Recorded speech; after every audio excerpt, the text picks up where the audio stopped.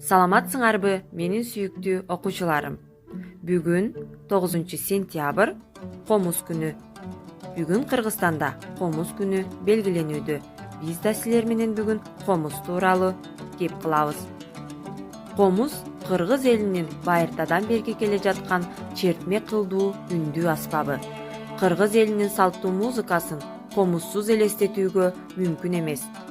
Ал өзүнүн формасы мукам үндүү добушу менен башка аспаптардан айырмаланып турат.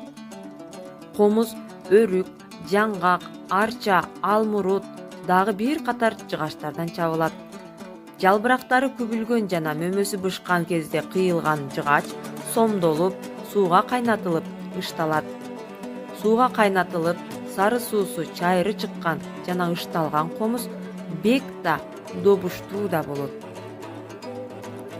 Комуз баш, моюн, тулку, чара, капкак, тепке, 3 кулак жана 3 кылдан турат. Аспаптын жалпы узундугу 75-90 см. Туурасынын эң жазы жери 19-22 см.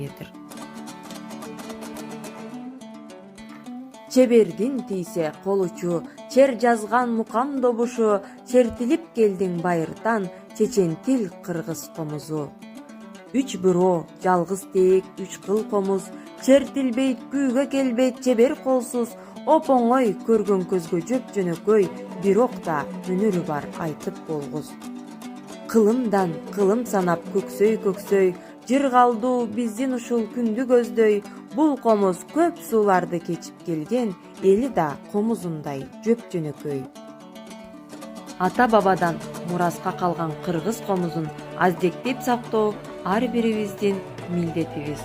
Комуз үнү ар бир кыргыз үйүндө жаңырып турсун.